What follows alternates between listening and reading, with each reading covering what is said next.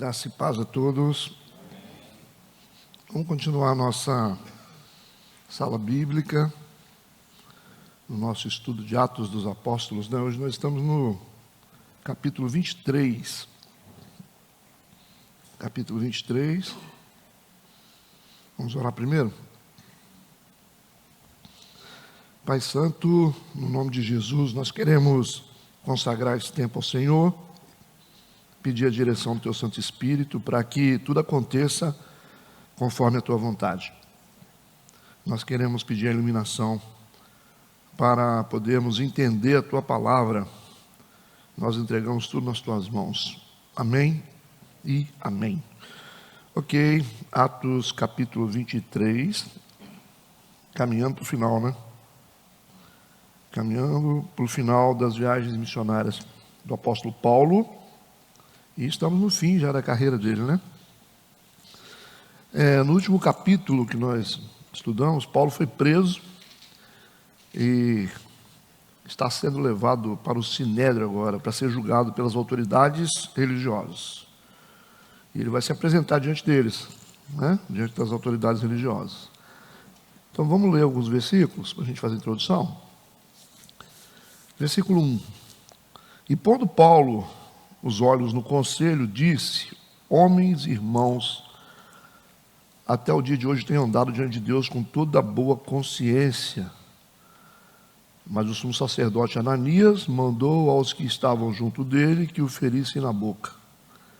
Então Paulo lhe disse: Deus te ferirá, parede branqueada. Tu estás aqui assentado para julgar-me conforme a lei, e contra a lei me mandas ferir? E aí a gente tem agora o versículo 4, diz que os que ali estavam disseram: injurias o sumo sacerdote de Deus? Né? E Paulo disse: não sabia, irmãos, que era o sumo sacerdote, porque está escrito: não dirás mal do príncipe do teu povo. E Paulo, sabendo que uma parte era de saduceus e outra de fariseus, clamou no conselho: homens e irmãos, eu sou fariseu, filho de fariseu, no tocante à esperança e ressurreição dos mortos, eu sou julgado. Ok, tá bom, só esses versículos aqui para a introdução, né? A gente vê aqui que logo que Paulo começa a falar, o sumo sacerdote já faz uma intervenção, né? De forma violenta aqui, né? Por que que o sumo sacerdote agiu dessa forma, né? No versículo 2 diz que depois que Paulo falou, diz que o sumo sacerdote Ananias mandou aos que estavam junto dele que o ferisse na boca, né? Cada vez mais o apóstolo Paulo se parece com Jesus, né? Mesma coisa que aconteceu com Jesus, né? Diante de ele estava sendo entrevistado e realmente aconteceu a mesma coisa. Mas o que Paulo diz que foi tão grave aqui? Vamos analisar o versículo 1. Pondo Paulo os olhos no conselho, olhando nos olhos deles, né, dos religiosos, disse: homens e irmãos, até o dia de hoje eu tenho andado diante de Deus com toda boa consciência, né? Lógico que ali tinha muitos religiosos que Paulo já conhecia, afinal, Paulo também era fariseu, conhecia a classe religiosa, conhecia o sistema, e diante desses líderes e dessas pessoas conhecidas, o Paulo faz uma afirmação de que ele tem andado diante de Deus com toda boa consciência. Ele está dizendo: eu tenho sido honesto e consciente com as minhas convicções diante de Deus, né? O que Paulo está fazendo aqui? Ele está fazendo uma referência indireta à política que estava sendo instituída no meio dos religiosos, né? Naquela comunidade religiosa, eles já estavam envolvidos com política até o pescoço, né? Os interesses deles já eram interesses políticos. Então Paulo está jogando para eles, né? Tudo é a maneira de falar, né? A gente vê o contexto aqui, uma coisa tipo assim: se eu vou me afirmar, pelo menos eu sou honesto, né? Mais ou menos assim, né?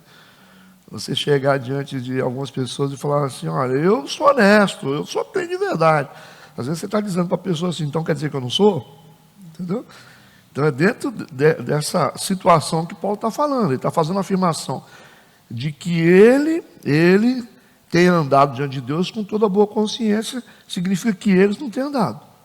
Então, por causa dessa forma de falar, às vezes você fala de um jeito e que as pessoas percebem, né?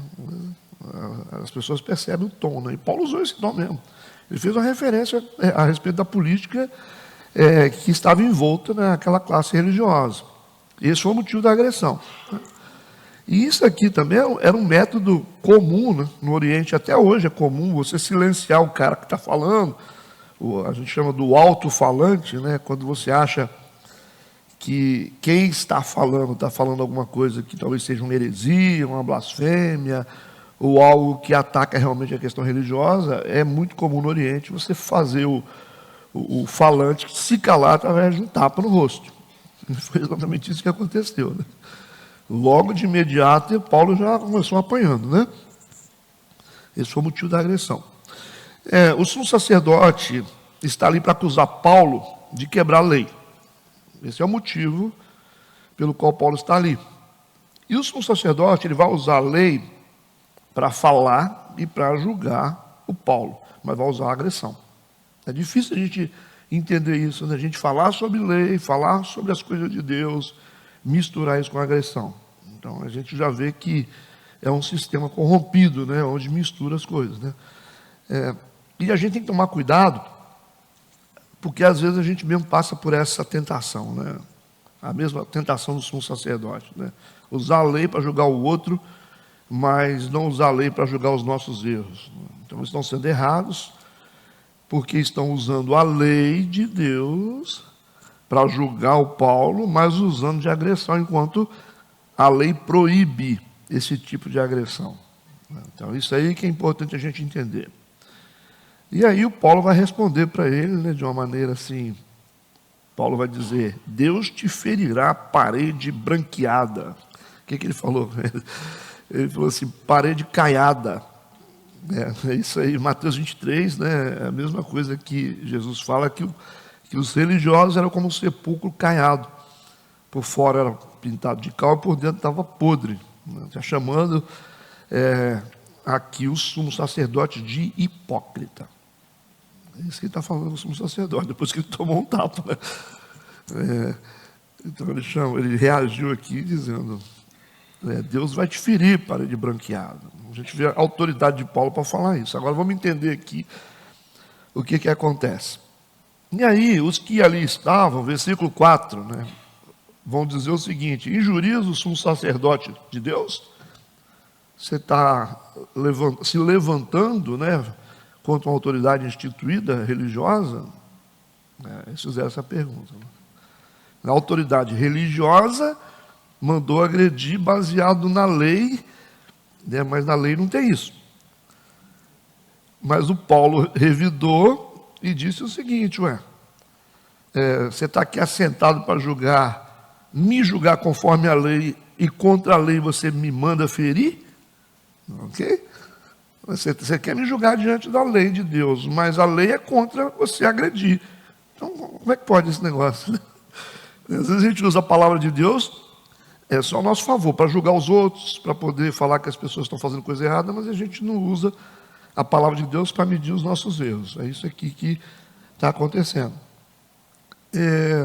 Então, Paulo já lançou uma sentença sobre ele aqui. Você vê a autoridade do Paulo profética é muito forte, né? Porque ele vai dizer assim: Deus te ferirá parede branqueada. E foi o que aconteceu depois de um tempo, porque esse sumo sacerdote ele foi assassinado durante a guerra judaica. Então você vê a autoridade de Paulo, do jeito que ele falou, aconteceu. Então o Paulo não fez uma previsão, Paulo lançou um profético sobre ele.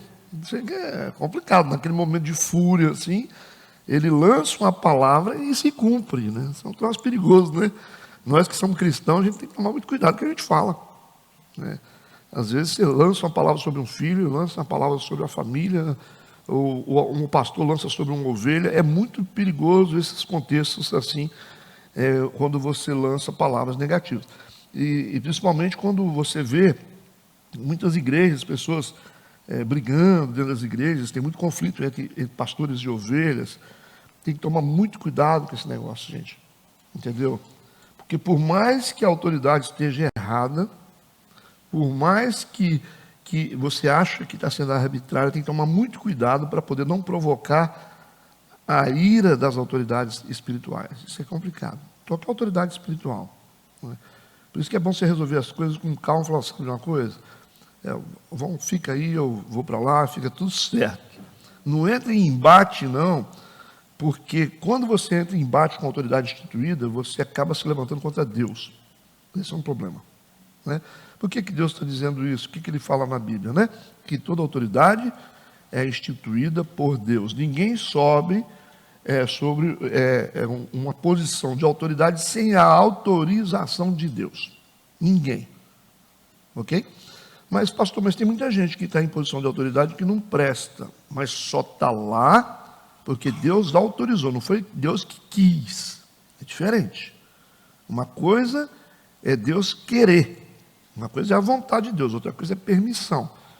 Então, eu já falei com vocês sobre isso, que muitas autoridades, elas são viabilizadas pelo caráter da comunidade. Certo? Às vezes você fica com dozinha de uma igreja que tem um pastor corrupto, mas essa igreja tem o governo que ela merece. Entende? Quando a igreja começa a se espiritualizar, a buscar Deus, Deus muda o governo. É assim que Deus faz. Quando a igreja se corrompe, quando o povo de Deus se corrompe, a Bíblia diz que Deus os entregou nas mãos. Está isso na Bíblia? Deus os entregou. Então você vê às vezes, se a gente fala, poxa, mas aquele pastor daquela igreja lá, ele rouba o dinheiro do pessoal. O pessoal não vê isso, não? Não vê, mas por quê? Por causa o caráter espiritual do povo legitima as autoridades. Certo? Deus só vai mudar o governo sobre você quando o seu caráter espiritual for mudado. Por isso que quando você começa a buscar, você começa a se aprofundar em Deus, é muito natural Deus fazer transição geográfica.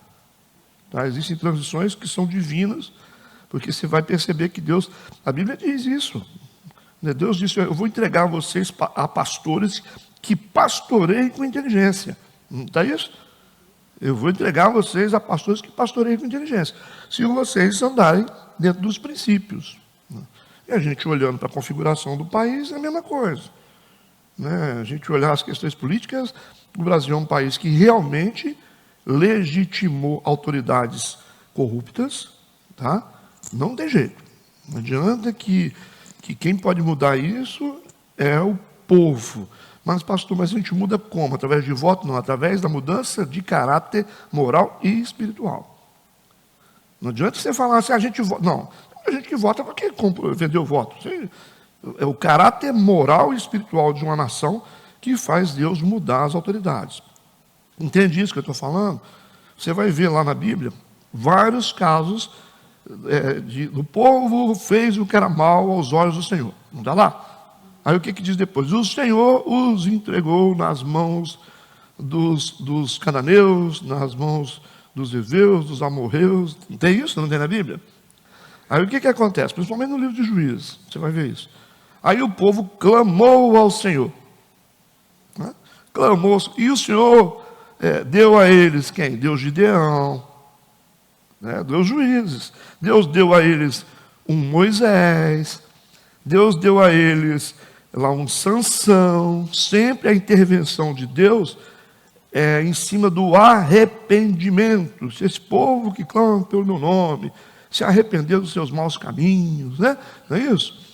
Então, nós precisamos entender a configuração das coisas, não é o que a gente acha, é o que é. Então, por isso que Deus diz o seguinte: eles estão lá porque vocês legitimaram. Então, eu não aceito que vocês vão tentar arrancar o que vocês legitimaram. Entendeu? Deu para entender, gente? Isso aí. Então, é isso que determina autoridades e autoridades em todos os setores da vida. Patrões, líderes espirituais, governos, tudo é legitimado pela nossa índole moral e espiritual. E às vezes a gente fala, não, eu vou fazer o seguinte, eu vou lá atacar o cara. Mas não adianta. Não adianta. Porque na carta de Pedro, você vai ver muitas vezes a orientação de Deus é só sujeitar-os às autoridades instituídas. Está falando de quem? Do Império Romano. Está falando do Império Romano. Porque o povo cristão achava que podia se rebelar, podia fazer coisas assim, né? Vamos fazer, tocar uma revolução. Aí Deus orientava: sujeitai-vos àqueles que governam. Sujeitai-vos àqueles que governam. Jesus ensinou: dê a César o que é de César, a Deus o que é de Deus, sujeitai-vos. Ele está dizendo: vocês têm que entender como que funciona a configuração espiritual das coisas. Sujeitai-vos, não é assim que se remove. Obedece, porque só está lá porque, de certa forma, essa maioria que está aqui legitimou. Né? E completa dizendo: porque isso agrada ao Senhor. Então Deus não está preso a pessoas, Deus está preso a princípios. Deu para entender isso? Então, Deus, assim, para vocês poderem entender, Deus não vê. Quando Ele olha para as pessoas assim, Ele não vê a pessoa, Ele vê o princípio. Ele vê a posição de autoridade da pessoa. Mas é o Joaquim. Deus não está olhando o Joaquim. Deus não está olhando o João. Não está olhando o cara. Ele está olhando a posição de autoridade. Então Deus defende a posição de autoridade. Ele não defende a pessoa. Entendeu? Por isso que ele não está falando: mas quem está lá? É o Calígula? É o César que está lá? É o Herodes que está lá na posição? Sei lá, é o Pilatos? Não interessa. O problema é a posição de autoridade, que é altamente perigosa. Entende o que eu digo? Só para a gente avançar aqui. Então aí o Paulo, de rompante assim, na hora que tomou um tabefe, ou um soco, né? Ele falou assim: parede branqueada, seu hipócrita. Na hora do nervoso, ele falou: Deus vai te ferir também. E aconteceu. Aconteceu porque aqui você sabe que a posição espiritual de Paulo é bem alta aqui, né? Mas, de certa forma, Deus também não aprovou como ele tratou o sumo sacerdote. E ele sabe disso. No versículo 4, como a gente estava falando, e os que ali estavam disseram, todo mundo conhecia a lei, né, entre aspas, diz: você está injuriando o sumo sacerdote? Você está se levantando contra o seu pastor? Ele está falando isso. Você está se levantando contra a autoridade instituída? E Paulo disse: eu não sabia, irmãos. E não sabia mesmo. Ele falou: eu não sabia, irmãos, que era o sumo sacerdote. O que está escrito? Aí ele vai para a lei: não dirás mal do príncipe do teu povo. Ele diz: não posso fazer isso, não posso falar, não posso atacar, não posso agredir. Ele conhecia bem a lei de Deus. Ele pede desculpa aqui, né? No meio de todos. Mas por que ele não sabia? Por que ele não sabia? E não sabia mesmo. Porque essa reunião não foi uma reunião feita formal. Foi uma reunião feita às pressas. Reuniram ali os líderes religiosos rapidamente: vamos reunir para decidir essa situação. Então, uma reunião formal exigiria do sumo sacerdote estar usando vestes sacerdotais. Deu para entender isso?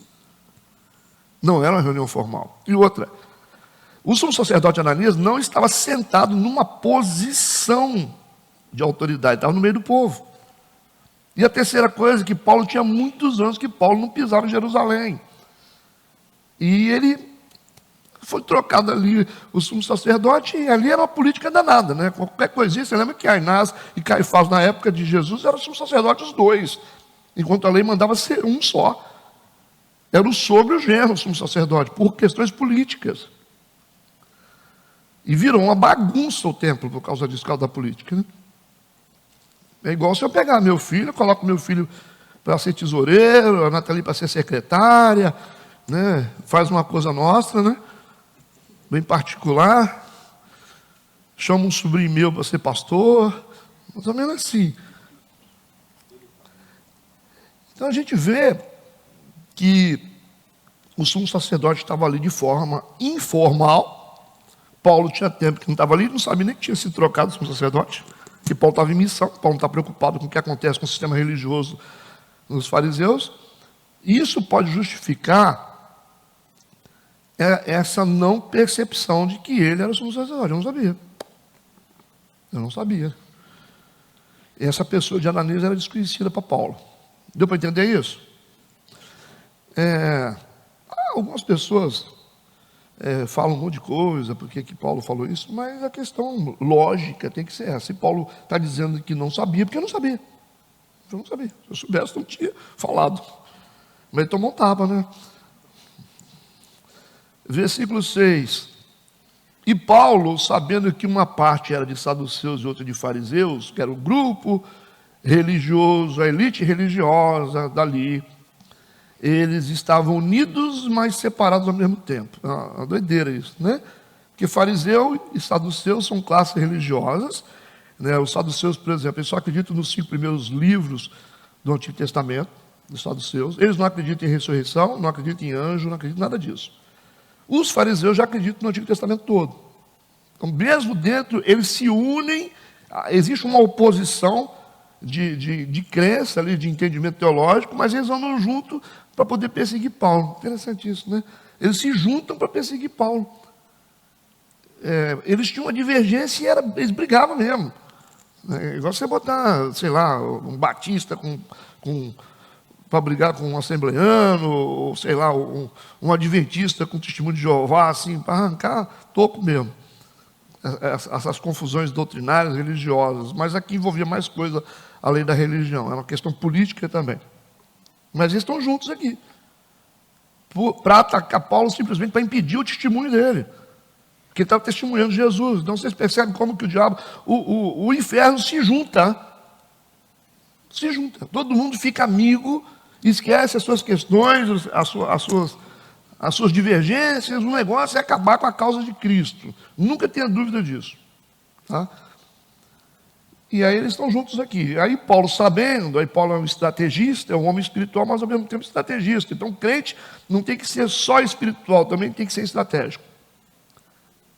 Tem que saber também fazer as coisas, tem que ter inteligência. Paulo sabendo que era uma parte era saduceu e outra de fariseus, eles estão me atacando, os dois grupos, o que ele vai fazer? Ele clamou no conselho, e aqui a maioria é fariseu.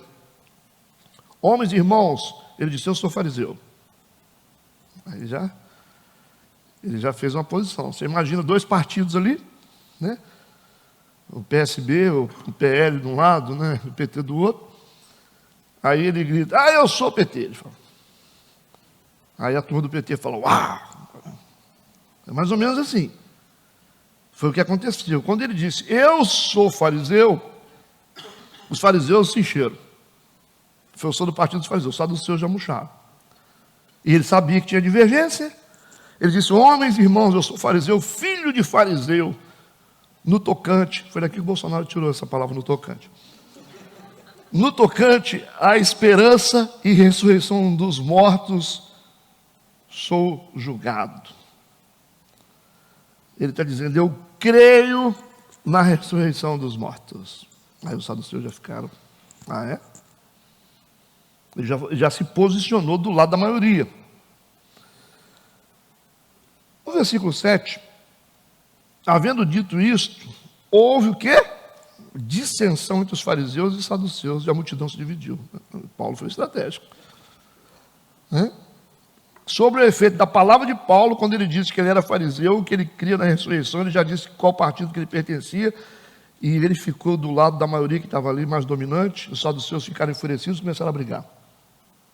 Jogou uma bomba no meio deles. Versículo 8. Aí está aqui o contexto. Esse versículo vai contextualizar. Porque os saduceus dizem que não há ressurreição, nem anjo, nem espírito, mas os fariseus reconhecem uma e outra coisa. Certo? Por causa disso. Versículo 9. E originou-se um grande clamor, e levantando-se os escribas, aqueles que anotavam, aqueles que registravam, da parte dos fariseus, contendiam, dizendo, nenhum mal achamos neste homem. Aí já, você viu a questão? Antes queria matar, vamos matar, mas como ficou do nosso lado, o negócio deles não é a verdade, eles querem disputar e vencer. Esse é um problema. Esse é um problema das religiões também. Às vezes as pessoas não estão brigando pela verdade. Tipo assim, cara, você conheceu a verdade? Você está feliz? Não. Então você quer ser o quê? Eu quero ser Maranata. Tranquilo, vai ser Maranata. Esse é o propósito. Se a pessoa quer ser feliz na igreja tal, na igrejinha ali, o problema é da pessoa. O importante é a pessoa ser feliz. Ela vai servir a Deus do jeito dela. Aí eu gosto da igreja mais calma. Beleza. Aí eu gosto da igreja de reteté. Beleza, cada um serve a Deus do jeito que quer. O importante é que as pessoas sirvam a Deus. Esse é o propósito. Ok? Lógico que nem todo mundo vai ficar no mesmo lugar, porque as pessoas têm identidade, as pessoas são diferentes, têm valores diferentes. Então é normal que hajam diversas igrejas de modelos diferentes. Mas não quer dizer que não são salvas, por favor. Né? A gente tem que saber separar igrejas de seitas. Né? Tem muita igreja boa, mas tem seita também, né? Só que a gente percebe que eles não estão preocupados com a verdade, mas sim com a disputa. Então, você vê que tem religiões hoje que eles querem o quê? Que você saia da igreja para ir para a igreja deles. Existem algumas linhas ali religiosas que estão preocupadas só em evangelizar crente. Eles não vão atrás das almas que estão na rua. Eles ficam de... você tem que sair da sua igreja, vem para a minha. Eles têm isso de uma maneira tão forte, né? Isso é muito forte na igreja adventista, e é muito forte no testemunho de Jeová. Eles têm uma necessidade de provar para você que a sua igreja está errada, que a deles está certa. Se eles usassem a energia deles para poder ganhar almas, ir para fora, evangelizar, pregar para aqueles que estão perdidos, não. Eles ficam de porta em porta. O cara fala, mas eu sou crente, rapaz. Não, mas você tem que conhecer a verdade. Vem cá para você ler o livro de Mormons aqui, o que o Anjo Moroni falou. Né? Aí ele fala, mas eu sou da igreja tal. Então eles têm isso, eu já passei por isso, porque já foi na minha casa. Eu falo, eu sou crente. Não, mas a gente queria que você... Já perceberam isso? Está na veia deles a necessidade de convencer você de que aquilo que você está seguindo é errado. Com tanta gente para evangelizar. Esse é o problema da religião. Ela não está preocupada em que você conheça a verdade, mas sim que você fique do lado deles. Aqui, o ego deles era tão grande que eles esqueceram o problema de Paulo e disseram assim, esse não tem problema nenhum, não. Não estava querendo matar, estava querendo perseguir? Não. É o que está escrito aqui. Depois da dissensão, para afrontar os saduceus, os fariseus disseram, nós não temos problema nenhum mal, versículo 9, achamos neste homem, e se algum espírito ou anjo lhe falou, não lutemos contra Deus. Aí já deu a justificativa, vai que foi um anjo que falou com ele, mas não era isso até agora. Até então queriam matar, e vamos ver que o trem vai ficar pior.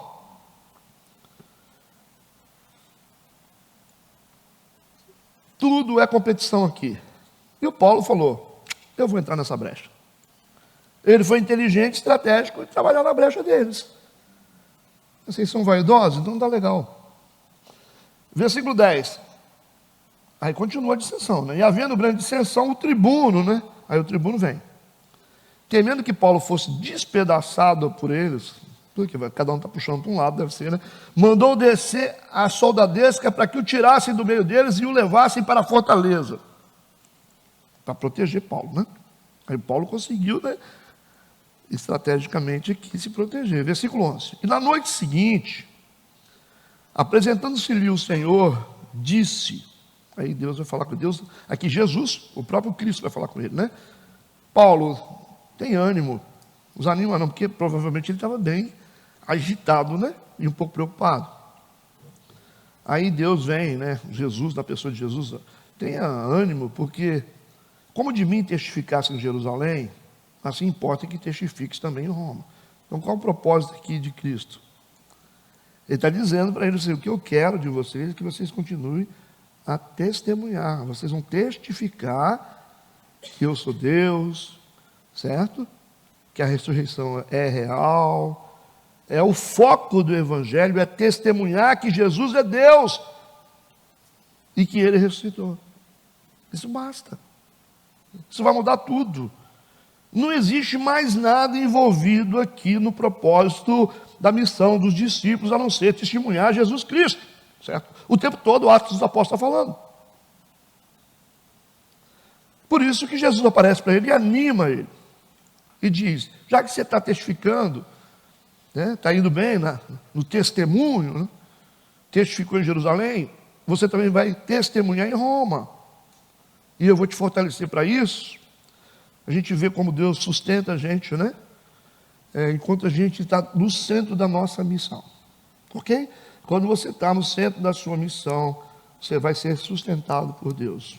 Não precisou nem dele orar aqui, já veio, né? Olha o cuidado de Deus. Deus já veio para ele e falou, anima aí. Porque se você continuar fazendo o que eu quero que você faça, você pode ter certeza que eu vou estar com você. Isso é claro. Versículo 12. E quando já era dia, alguns dos judeus, esses judeus são os saduceus, certo? Porque aquela classe foi apaziguada dos fariseus. E quando já era dia, alguns dos judeus fizeram uma conspiração e juraram, olha só a fúria deles, já que eles perderam a batalha ali, dizendo que não comeriam nem beberiam enquanto não matassem a Paulo. Aí o que vai acontecer? Que eles vão fazer um jejum. Aí a gente vê que nem todo jejum é de Deus, né? Cara, você jejuar com o propósito de usar isso como uma arma espiritual contra as pessoas, isso é coisa de religião.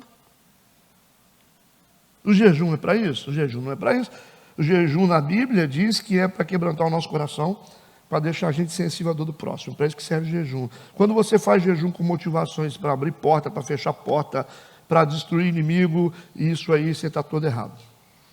Você usar jejum como fonte de poder. Jejum é fonte de quebrantamento. Religião. Nós vamos fazer um jejum aqui. Para que fazer um jejum? Não, porque a gente quer que esse povo saia daqui. Para quem? Esses vizinhos aqui que estão enchendo a paciência da gente. Percebe? Já vi isso demais dentro de igreja, a pessoa fazer propósito de oração em jejum, não, porque vai ter que mudar, tem que mudar daqui. Deus vai botar para fora esse incircunciso daqui dessa comunidade aqui, que ele fica perturbando a gente. A comunidade local vê que está incomodando os vizinhos e que isso também é uma questão espiritual. A gente tem que rever os nossos valores, porque a nossa missão é estar no meio deles para poder pregar para eles, e quando a gente está no lugar que a gente não está sendo respeitado, e a gente vai agir como? Com agressão? Nós vamos se voltar para Deus e falar, Deus, o que a gente tem que fazer? Porque de repente o cara que está falando de você ali, vizinho, é o cara que vai estar aqui depois pregando. Mas isso é comum. É a coisa mais comum que existe. Né? O cara fala, não, vocês vão sair daqui. O diabo está usando a pessoa, não gosta de igreja. Você não gosta de igreja? Estranho, né? É espiritual esse negócio, né? Prefere um boteco? Prefere. Uma casa de prostituição, às vezes, não arranja problema. Mas arranja problema com a igreja. Então é espiritual. E o que a gente vai fazer? A gente vai começar a usar a nossa capacidade para poder destruir pessoas? Pode ser que você precise, em algum momento, de uma intervenção espiritual para ser livre de alguma coisa. Você pode ter certeza. Vai ter momentos que você vai estar tão apertado, você vai fazer como Moisés. Vai falar, se eles morrerem de morte natural, o senhor não está comigo. Aí morreu todo mundo. Às vezes você tem que fazer isso. Às vezes você tem que escolher.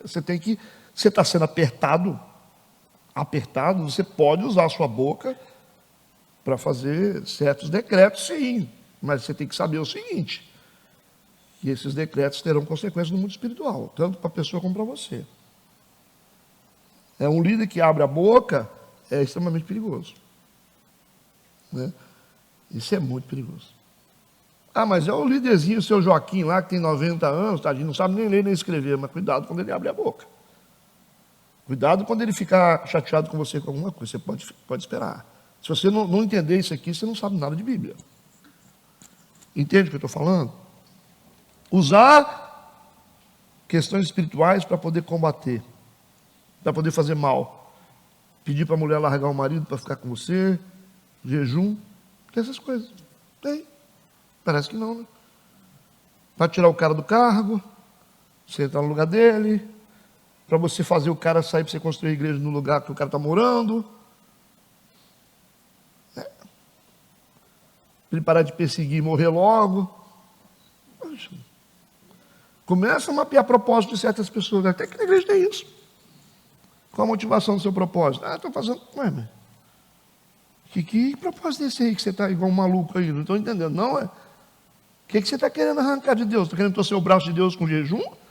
Está querendo torcer o braço de Deus com oração? Não precisa orar então, não é? Então tem que parar com essa maluquice, gente.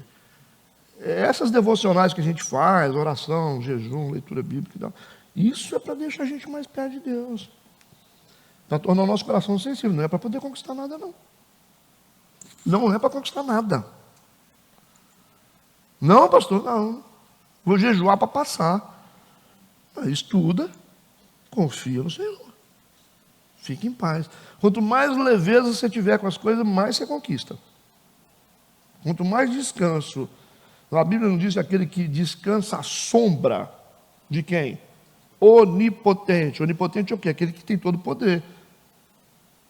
Aquele que descansa. Então você só encontra a onipotência de Deus, o poder de Deus, quando você descansa na sombra dele. É o melhor lugar. Quanto mais você está descansando, você vê tudo que está acontecendo, você visualiza, desestressa, você fica sensível, você observa as coisas. Você fala, se tiver que ser, será, né? É assim, a gente começa a ter capacidade de concepção quando você começa a descansar. Igual a mulher quer engravidar. Quanto mais ansiosa, menos possibilidade de engravidar. Quando você descansa, Deus sabe todas as coisas. Aí você foi para o ponto certo. Quando você quer entrar no emprego, você fala, Deus sabe todas as coisas. Se eu tiver que ser, vai ser. Se não tiver, para mim está bom. É aí que você conseguiu com Deus. Entende? Aí Deus falou, opa, é isso aí, seja o que Deus quiser. Quando o Abraão estava lá diante de todas as terras, o Abraão falou, pode escolher o que você quiser, o que sobrar é meu.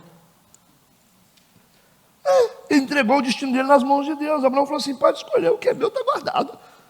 Aí o Ló foi com o zoião, né? Olhou aquelas campinas bonitas, né? Aí só que deu um vacilo, que escolheu lá, né, perto de Sodoma e Gomorra. Aí foi querer com o zóio grande, sobrou só umas terrinhas para o Abraão. Tá bom. O melhor ele tinha escolhido. É sempre assim. Não, o que é seu é seu. Você não precisa forçar. O que é seu já está reservado. Deus não vai dar para ninguém. Você pode ter certeza disso. Mas você vai conquistar isso com leveza, com descanso.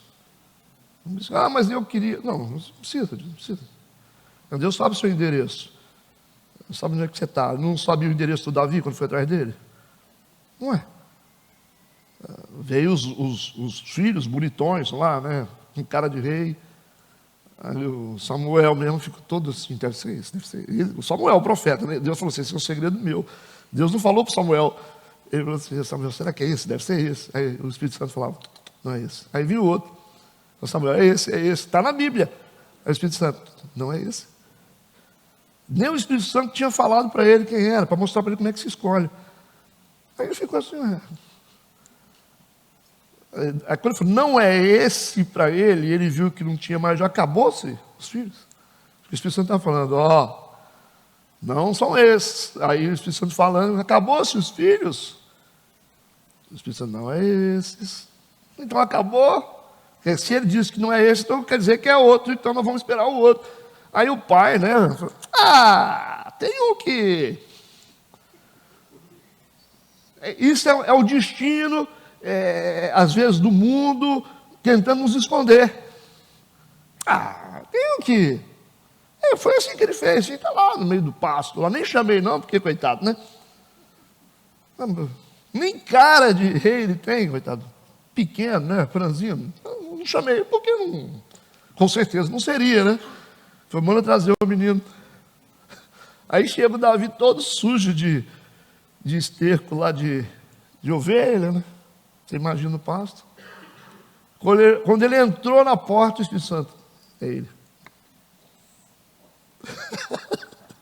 Buscou ou não buscou? Achou ou não achou? Se não achou, meu filho, ele manda buscar. Mas manda eu buscar. Vai lá, vasculha lá no meio daquele mato e acha. Onde é que está esse rapaz? Vai lá que dá tudo. Foi buscar. Onde é que está um pastor? Você pode falar assim, um pastor de ovelha está ali? Não. O pastor de ovelha pode estar aqui, pode estar ali, pode estar ali. Onde tiver pasto, ele vai levando as ovelhas. Eu lembro do Moisés, quando ele chegou no Monte Sinai, porque ele tinha perdido uma das ovelhas. Então ele foi subindo atrás dela, até que chegou no Monte Sinai. Se encontrou com Deus. Então quando ele falou, vai buscar o rapaz, onde é que está o Davi? Vai saber lá onde está, né? Onde as ovelhas estiverem comendo.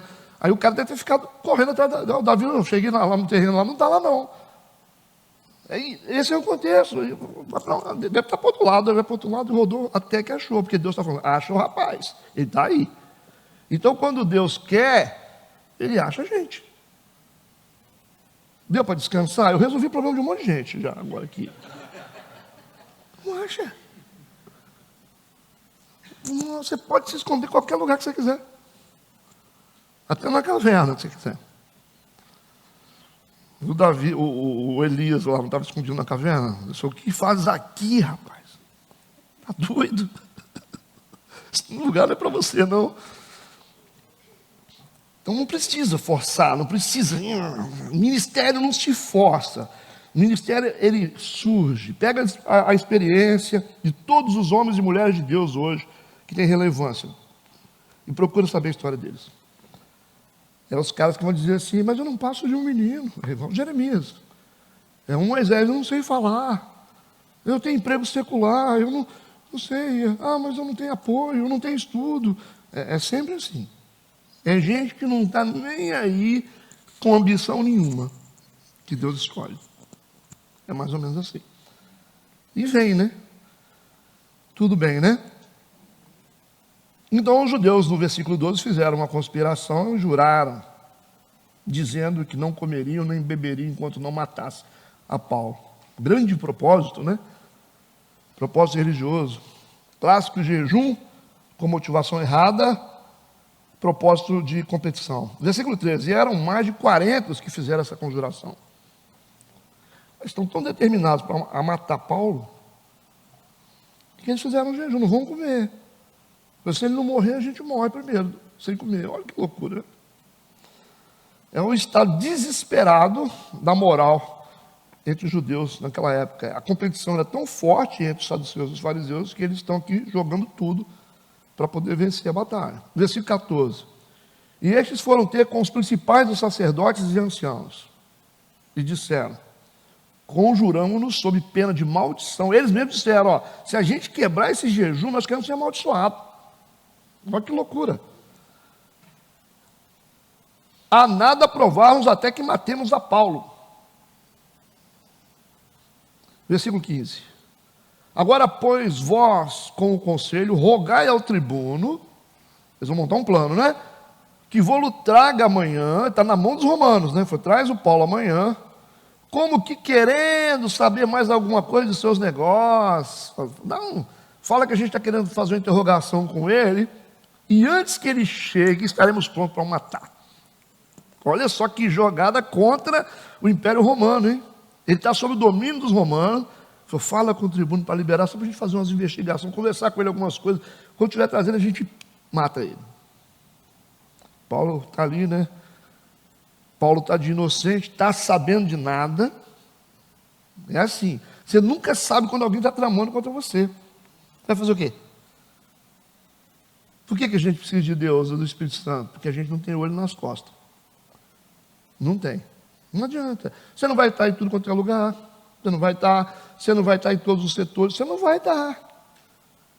Então você vai ficar assim, mas vai que o pessoal fala, vai falar, vai pensar, vai fazer, vai maquinar, vai fazer reuniãozinha particular para tramar. Mas o dono desse negócio aqui é Cristo. Esse é o problema. A gente não entendeu que nós estamos dentro de um contexto espiritual. E eles querem fazer uma trama. O Paulo está lá de inocente, preso. Eles montaram o plano. Versículo 16. E aí, o filho da irmã de Paulo é um garoto, né? Quem é que mandou esse menino, vocês acham? Espírito Santo. ouviu a conversa deles. Eles não perceberam, né? Que o Espírito Santo tinha colocado um investigador ali pertinho deles. O Espírito Santo só coloca um investigador pertinho. E o filho da irmã de Paulo, tendo ouvido acerca dessa cilada, foi e entrou na fortaleza e anunciou a Paulo. E era um menino de tenra idade, depois vocês vão ver que é. Humanamente falando, nós não temos como controlar essas coisas, sobre as tramas e as calúnias. Por isso é que nós temos que estar focados naquilo que fomos chamados para fazer, o resto Deus dará conta. Legal? O resto é com Deus. Versículo 17 em diante diz: e Paulo, chamando a si um dos centuriões, o garoto já contou para o Paulo. Então, Paulo, eu estou armando contra você. E Paulo, chamando a si um dos centuriões, cada centurião cuida de um destacamento de 100 homens, né? Disse: leva este jovem ao tribuno, porque tem alguma coisa que lhe comunicar. Tomando-o ele, pois o levou ao tribuno e disse: o preso Paulo, chamando-me a si, rogou-me que trouxesse este jovem que tem alguma coisa para te dizer. E o tribuno, tomando pela mão, viu que é um menino? O menino é tão terno e pequeno que ele pegou o menino pela mão e levou para o canto. E pondo-se à parte, perguntou-lhe em particular: que tens que me contar? Versículo 20, disse ele: os judeus se concertaram rogar-te que amanhã leves Paulo ao conselho, como que tendo de inquirir dele mais alguma coisa ao certo.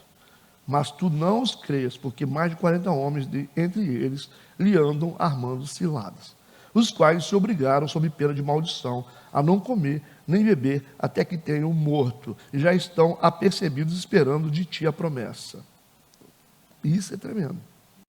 Como Deus foi providencial com Paulo.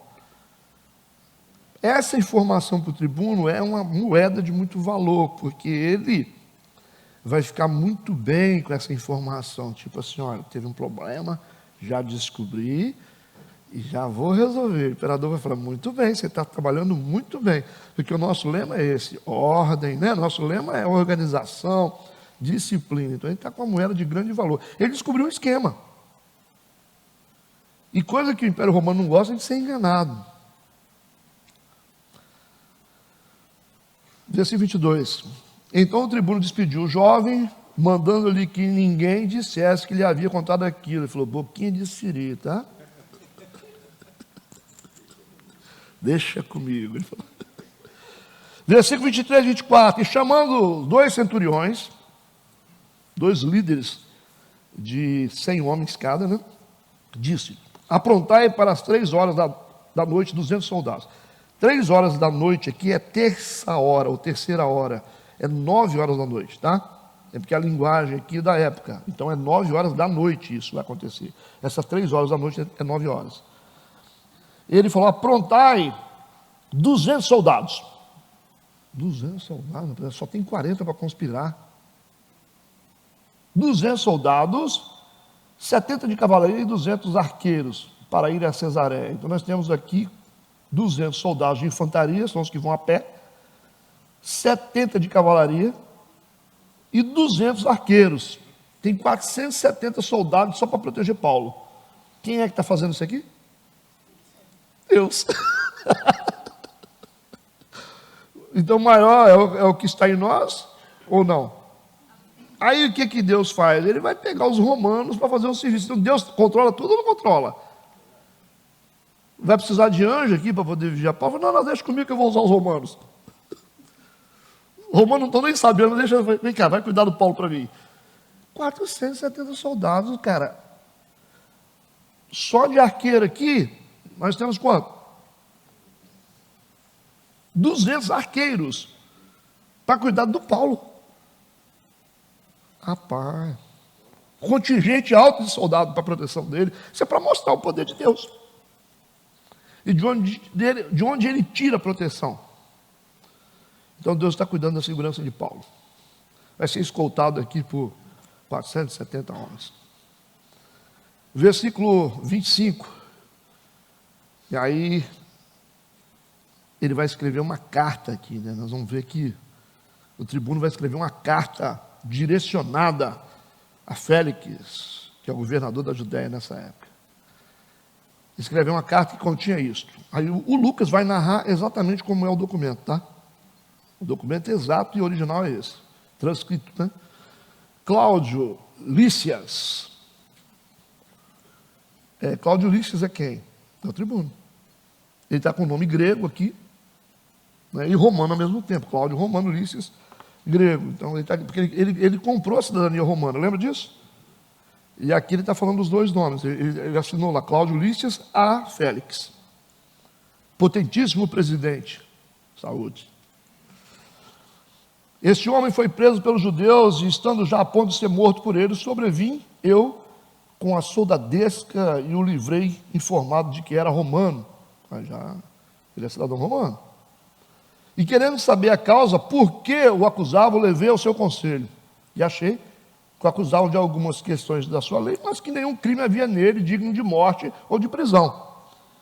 E sendo-me notificado que os judeus haviam de armar ciladas a esse homem, logo te enviei, mandando também aos acusadores que perante ti digam o que tiverem contra ele. Passa bem. Interessante como a formalidade dos romanos, a organização dos romanos, as regras é muito superior às regras do povo de Deus. Aí prova que o mundo realmente é muito mais prudente do que a igreja. Certo? Tem mais ordem do que a igreja. Que o lugarzinho para dar bagunça dentro de igreja, né? Deus me livre. Nós temos, então, aqui tudo bem formalizado, tudo bem explicado. E não dá para o cara chegar lá e falar, não, eu tenho um documento aqui assinado. Vai lá e fala, não, documento assinado. Versículo 31. Tomando, pois, os soldados a Paulo, como lhe fora mandado, o trouxeram de noite a Antipátride. Essa cidade aqui, ela é chamada assim pelo rei Herodes. Herodes era um título, passava de pai para filho.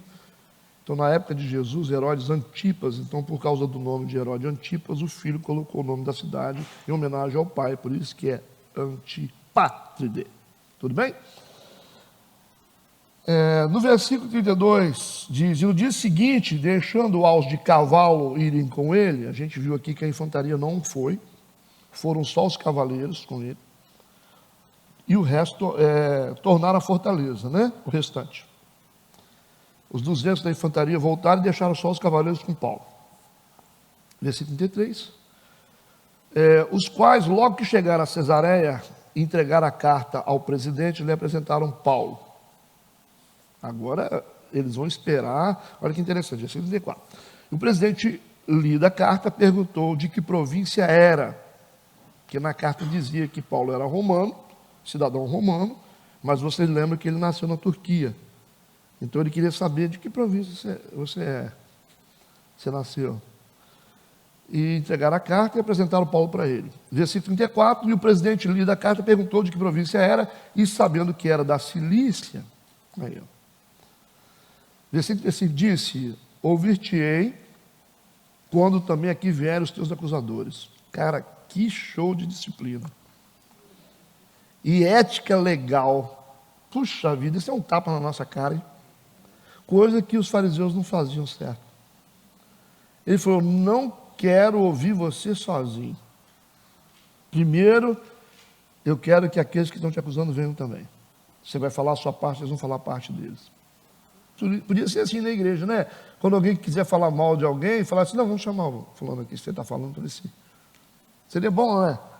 Quando alguém fizer acusação contra outra pessoa, fala assim, vamos chamar a pessoa para ver se isso procede. Se isso é verdade, né? As pessoas falam mal de líderes, falam mal de pessoas, falam mal de pastores, né? Eu estou aprendendo esse negócio, tá? Que eu pequei por ouvir. Eu sofri dano por ouvir. Quando você ouve e fica quieto, você está sendo omisso. Já chegava gente aqui na minha igreja e falava assim, sabe que o pastor tal fez isso? Eu falava, Aí, omisso. Eu não sei. Hoje eu estou aprendendo. Quando eles falam uma coisa, eu falo assim, eu não sei, eu não conheço. Eu não estava lá. Você estava lá? Não. Você sabe de onde? Me falaram. Isso aí é um problema. É muito fácil destruir a reputação de uma pessoa. Hipócrita em Chico, dá em Francisco. Está na Bíblia isso, tá? Não está assim, mas está escrito. Aquilo que como semear, certamente ceifará. Então, da mesma forma como a gente aceita calúnia contra os outros, um dia vão te caluniar. Eu senti na pele isso. Isso nunca tinha acontecido comigo com 17 anos de pastor. Nunca chegou conversa para mim de alguém falando mal de mim. Depois de 17 anos, começou a gente falar, pastor, falaram que você é ladrão.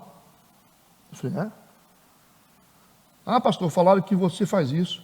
Ah, falaram que você é corrupto, falaram que você não sei o quê, falaram que você tomou a presidência não sei de quê, da ordem de pastor. Eu falei, nunca, nem ordem de pastor eu frequento. Aí falaram um dia para o pastor Fernando, pastor, você é da igreja do Metodista? O Fernando falou, sou da igreja, sim. Ele falou assim, mas você é daquela igreja lá do pastor tal, de Magna, é aquele que tomou a presidência da APEC com corrupção. De APEC eu gosto, cara.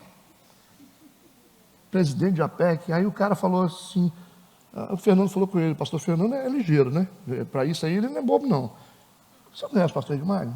Não, não conheço, não, mas eu conheço. Você já conversou com ele? Não. Você está mal informado, falou. Não é esse cara aí, não. Não, que é, você sabe de onde? O pastor Fernando falou com ele. Ele falou, não, porque me falaram. Ele falou, te falaram. É engraçado, né? Se a pessoa falar de você, Kátia, não, a Kátia rouba, o Renato rouba, você adultera. É fácil. É tão simples, né, a gente fazer isso com as pessoas. E como é que limpa a reputação de uma pessoa? Esse é o tipo de crime que nós vamos pagar por ele. Quando a gente ouve e fica calado. Deus me incomodou com isso. Falou assim, sabe qual é o seu problema que você está sofrendo isso? Porque você ouviu e ficou calado. Agora, o que eu faço quando alguém fala mal de alguém dentro da minha sala, chega falando, que o pastor é isso, roubou, pastor é adulto. Você viu? Não. Você tem foto? Não. Você tem áudio? Não, então encerra o assunto. Esse é o nosso papel. Esse é o nosso papel, Porque quando a gente não aprende com a igreja, Deus bota o diabo para ensinar a gente. Está aqui, Os romanos ensinando, falam assim, não vou te ouvir enquanto os outros que estão no meio do processo não chegaram aqui. Não sabemos, sou errado, eu quero ouvir os dois lados. Então o problema não é esse, a gente pode até ouvir e ficar quieto, mas o problema é que essa é uma semente que nós vamos colher lá na frente. Um dia alguém vai te caluniar, vocês nunca foram caluniados, é só vocês começarem a fazer alguma coisa importante no mundo espiritual, vocês vão sentir na pele.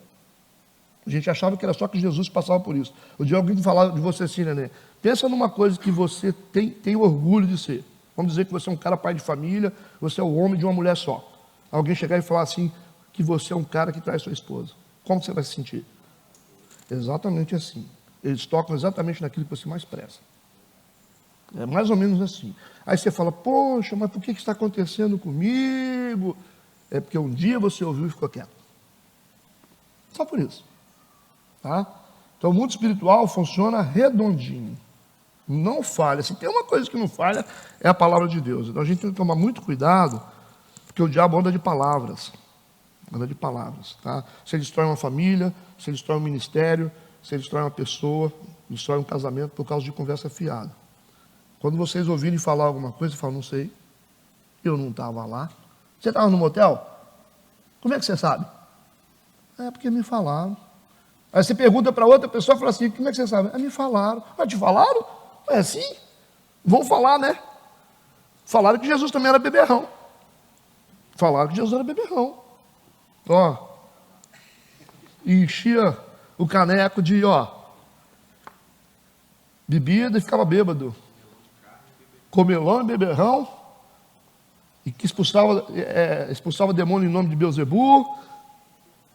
Jesus, hein? Churrasqueiro e cachaceiro. E Jesus, imagina Jesus, hein, que não tinha nenhum traço de pecado na vida dele. Imagina nós que somos comedores de arroz e feijão. Se você não quer isso na sua vida, que alguém um dia fale, atacar sua reputação, jogar seu nome no lixo, se você tiver um sistema de estrutura para te proteger, aí você fica bem. Agora, se você não tiver, você vai ver como é que é a cor da chita. Você vai ver, se não tiver gente para te defender, para falar não. Graças a Deus que aqui na igreja tem muito crente. Que eles começam a conversar fiado, quando chega num crente, ele fala, pode parar. Pode parar. Quando encontra um crente. Né? Mas eles vão se desviando dos crentes de verdade. Quando ele encosta num crente de verdade, eles falam, não posso falar não, porque ele vai me parar. Eu quero de verdade, falou, você pode conversa fiada, rapaz. Vai orar. Ah, mas você não quer saber? Não quero saber não, rapaz. Ué, é uns troços que... Então, eu pretendo aprender mais sobre isso, né? Ouvir e eu ouvi falar mal de um pastor, um casal falar mal de um pastor aqui da cidade. O cara nunca teve um traço disso. Falaram tanto trem do cara, até falaram assim, não, porque o cara é envolvido com pornografia, não sei o quê, que a mulher trai. Eu fiquei olhando assim, eu falei, como é que esse povo sabe disso, hein? Como é que esse povo sabe disso? Ele falou isso? Estranho, né? E eu fiquei calado. Esse mesmo casal depois falou de mim. É simples, é assim. É a lei da semeadura. E a omissão é uma semeadura. Quem tem que falar, se ficar calado, crente não pode ficar calado. Se chegou na sua mão, para você tratar. Aí você trata do jeito que você quiser. Mas sabe alguma coisa? Do jeito que você tratar, você vai ser tratado depois. Aquilo que o homem semear, certamente você fará. O nosso amigo aqui, Félix, disse, ouvir-te-ei, quando também aqui vieram os teus acusadores, e mandou que o guardasse no pretório de Herodes. Ele podia ouvir do São Paulo. O Paulo falou, não, porque esse povo está me perseguindo, não sei o que. Paulo podia ganhar a festa aqui, né? Mas não ganhou, não. Vai para a prisão, fica lá. Quando chegar todo mundo, a gente resolve isso. Lei romana, disciplina, organização jurídica perfeita para ensinar os crentes a viverem. Tudo bem? Por hoje é só. Vocês querem fazer perguntas? Perguntas. Repetir o que eu já falei não adianta. Não adianta. E é isso. Aí você está chovendo molhado, né? Está chovendo molhado. Você falou, não, pastor, essa parte eu fiquei meio... Tudo bem? Claro. Relevante, né? O Império Romano foi o império que mais governou por mais tempo. Pernas de aço, né? Não à toa, ele foi o império mais organizado. É o maior império do mundo, né? Eu vejo que a organização ela vai além das fronteiras da igreja. Onde tem organização? Sim. O Império Romano é a tipologia do Império das Trevas. E o Império Romano, eles tinham muito rigor. Um centurião, por exemplo, morria pela causa romana. Roma era como se fosse Deus para eles. César era como um Deus, né? Eles morriam pela causa romana. É uma loucura isso. Mas porque eram ensinados, né? Eram ensinados. E era punido severamente. O orgulho dos romanos era a organização deles, jurídica, essas coisas assim. Aprenderam com a Grécia, né? Essa questão de tribuno, essas coisas de senadores. Então, é tudo bem organizado, né? Tudo, o bom da Grécia, eles pegaram muita coisa, a cultura. Né? Alexandre mesmo Grande ficou. Onde ele ia, ele era um cara que acumulava culturas. Por isso que era muito inteligente. Quando ele chegou no Egito, ele endoidou. A cultura mais fantástica do mundo, do Egito, e ele se tornou um faraó, né? Alexandre o Grande. Ficou abismado com a cultura deles, a disciplina, né? A arte egípcia, as coisas. Por isso que os grandes líderes são assim, né? Mas é isso aí. Devagarzinho a gente vai aprendendo. Na escola bíblica a gente aprende coisas que às vezes a gente não aprende em culto durante meses. Não é verdade? Então eu proponho um encerramento. Alguém levantou o dedo? Não, né? Vamos orar. Pai, obrigado por mais um dia na tua presença, por mais esse tempo precioso. Nos leva para casa, guardados, abençoados pelo teu poder. Que tenhamos um dia de paz, de edificação, estejamos preparados para essa noite estarmos adorando e louvando o teu santo nome. Amém e amém.